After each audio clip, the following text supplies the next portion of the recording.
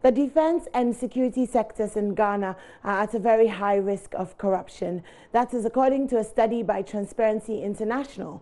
Ghana's defense sector lacks the level of transparency and accountability required to insulate the institutions from corruption.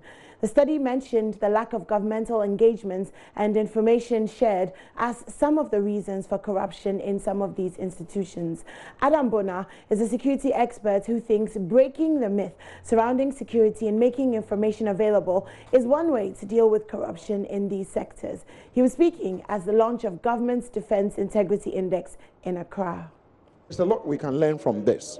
It is not to say the establishment is corrupt, but it is to say that chances are that there's corruption going on because we don't have some policy frameworks that would guide, what do you call it, procurement matters when it comes to defense and security issues. Which to me, this day and age, it's become possible for people to share information.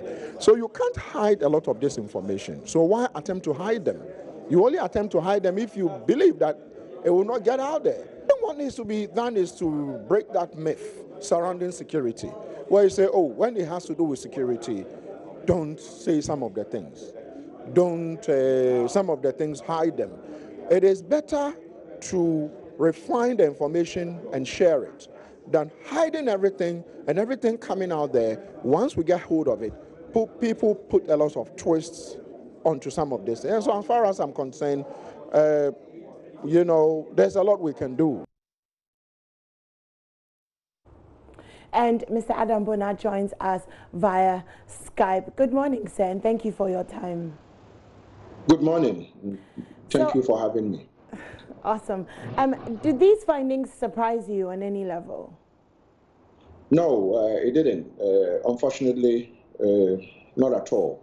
And the simple reason is that if you look at the chart or the themes, one of the areas they looked at in terms of the chart had to do with government or political. Then from political, it came down to policy framework, the security and defense sector.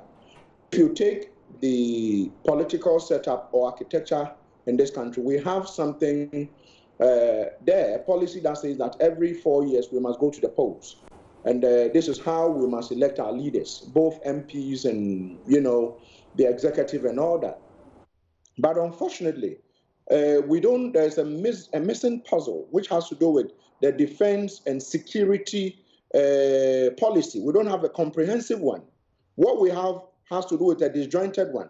So then it makes room for, you know, surveys like this to come out and be able to say, well, we are at high risks of being, you know, getting the sector corrupted. And so, for instance, I have the survey document with me, where the country, our overall score was actually E. And E, if you ask me, I would say is a fail. We didn't do well. If you come to operational risks, in fact, within the sector, operational risks, we failed. We had an F, you know, when they conducted a survey, and the survey, you know, as published. And so these are some of the things that if you ask me, I would say I'm not surprised at all, because then what it takes for us to lower the risks of corruption has not been put in place. There are some sectors that have come to light which we may not have been expecting. I mean, I don't think that we thought that in terms of the defense sector there were any problems there. Is it that these problems have been well hidden, or are they problems that are beginning to arise? Well, I would say they are beginning to come up because the Transparency International, the Ghana Integrity Initiative, and civil society, the media have probably brought to the fore a lot of things that are now happening within the defense sector or the security sector. You quite remember recently when the issue of the goggles, you know, night vision and thermal imaging goggles came up. I think it was in Parliament, and there was a lot of brouhaha about it. And so for me, if you ask me, I would say that probably this was not hidden, but the truth is that somehow we are told that, oh, don't put things security out there. But we all know that either the multimedia or the EIBs or the rest would would usually leak a lot of this information, including the, what do you call that, the military pact between the, the Republic of Ghana and the US, and then when they have to do with even the Emil Short, recommendations, some of it got published before the white paper. So as far as I'm concerned, the leadership might not be, probably have not attempted to hide it, but there is that thing that don't put issues that has to do with security out there. And so for me, maybe we have to learn lessons from this. The score E isn't good as a nation. And what it means is that if you look out on the chart, we very high risks of being corrupt when it comes to purchases within, the security and the defense sector. Early on, you referred to a comprehensive policy that might be able to help this situation. What exactly did you mean by that?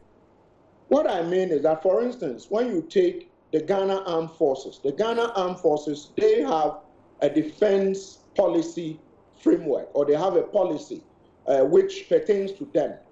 When you take, for instance, the others, the Ghana police, for instance, don't even have a simple policing philosophy. When you take the immigration, for instance, we are today talking about floods. What role does NADMO play in the security and safety architecture of this country? What role does immigration play when it comes to the influx of immigrants into this country and coming with it some bad people who come along to hurt us? What role, so you can mention them, fire service. What role do they play in rescue and fighting fire? The prisons, what role do they play in making sure that prisoners, when they are sent to prisons, are not condemned, but they are reformed? A comprehensive national security policy would, it's a strategy that tells us that between the years so and so, we are supposed to be investing A, B, C, D in this sector. Someone would have to coordinate, and that coordinating institution is not usually the national security. But unfortunately, let me not forget, we now have a national cyber security policy. We have a national security, cyber policy. But unfortunately, those dealing with cyber issues are dealing with it. The armed forces might have their own intelligence setup dealing with some of these things. But do we have a document that all of us can pick? And usually, if you go on Google today, you would find the US has its own national security policy published. The UK has, most of these countries have, but ours, we don't even have one. What we have are something disjointed. So we don't have a marine security policy. What we have is just disjointed. I'm told, or I've seen something that is actually being worked on, but it looks like the pace at which it's going is so slow.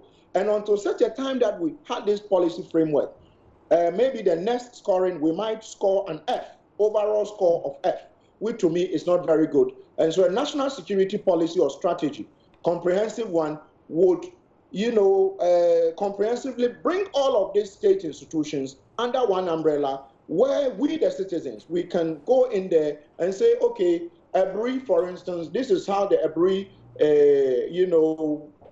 the rocks that are coming down, this is how they are going to deal with it. When there is a disaster, who responds first? Is it the police or NADMO? And when NADMO goes, do they have their resources?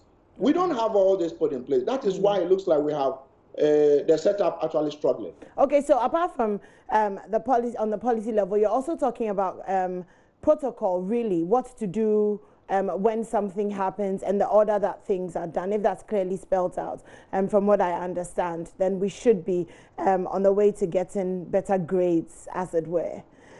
But earlier on, you were talking about the defense section, and how do we stay in the safe space between what we fully disclose and what we have to hide necessarily because of security implications? Well, because of security, for instance, we are not expecting the country to begin to tell us that, for instance, the Ghana Armed Forces have maybe 20,000 guns and ammunition and this number of bullets. These are things that we are not expecting them to tell us. But you see, it is important that even if you don't want to tell us how many guns you have, or how many bombs you have, or how many of this you have, there is a way to refine the information you want to put out there so that there will not be the need for anyone to pick this information and leak it. But unfortunately, that is something that we are not seeing. And so if you take, for instance, the issue about these alleged coup plotters, which came up recently and the case is still in court, the way and manner some of the things were put out there, you realize that it took time for the states to now begin to put some of the things that they wanted to put, but it was because of the pressure from the media, because a lot of things had already been leaked. Once these things are leaked before then the state comes to do damage control, then chances are that people would go with information they've already picked, and then you now have to come and do damage control. So I agree that insecurity is not everything you put out there. But this day and age, information has to be managed. Information no one should attempt to hide it. Manage the information, but once they fail to manage, but rather hide it, chances are that it will come out and they now have to come and tell us everything, which is wrong. Right, okay. Well, thank you very much for joining us this morning.